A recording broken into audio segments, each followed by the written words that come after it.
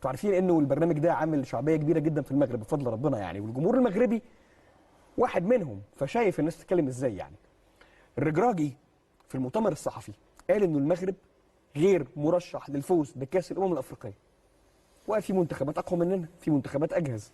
ده اللي حصل في ما قبل المباراه. بعد المباراه كان الجمهور في المغرب على السوشيال ميديا والصحافه من ناحيه ثانيه بنبص بالتوازي ما بين ناس مستاءه ان انت قدام منتخب تقيل كنت بتعاني كتير واحنا رايحين ناخد كاس الامم، وناس تانية اقسم لك بالله مقتنعين تماما بفكره احنا بنبيع العجل. على فكره بيع العجل؟ لا، فكره الحسد، انه الرجراجي أوكي. بيبعد لعيبه المغرب وبيجرب العناصر الجديده وبيجرب طرق لعب جديده وبيجرب استراتيجيه جديده على اساس انه الطريقه المثليه والفعليه واللي هتكون موجوده مع منتخب المغرب هتظهر في كاس الامم، ومنعا انه يبقى المنتخب ده اي لعيب يتنطط على الرجراجي يقول انا جامد قوي. لا، انت عندك تشكيله ممكن طبعا. اتفضل يا فندم. انا اعتقد انه الاوقع هي الطرح الثاني. معقولي؟ المغرب تقيله جدا يعني، ما احنا مش هنهزر والله يعني. واحد زي وليد الرجراجي مدرب مرشح اول ولا ثاني؟ الاسبوع اللي فات محمد حافظ كان معايا قال لي الجزائر 1 المغرب 2، انت ايه رايك؟ الجزائر 1 المغرب 2، يعني ممكن تمشي كده.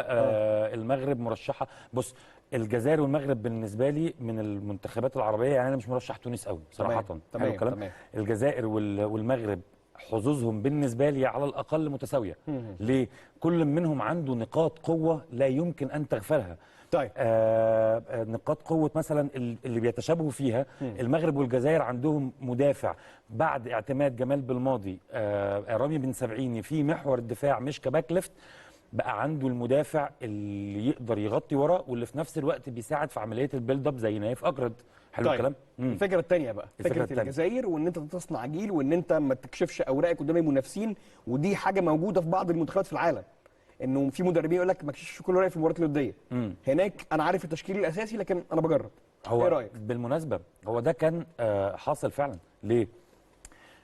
يعني هل حد ممكن يتخيل انه الوينج رايت بتاع منتخب المغرب مش هيبقى حكيم زياش؟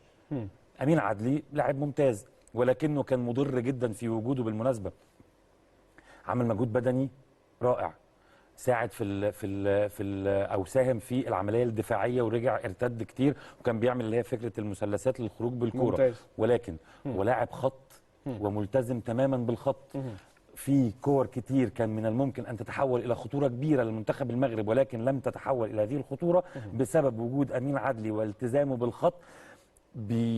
يلعب او يحفرك كتير على الخط وبعدين يرجعها لورا او بعدين يرجعها لنص الملعب.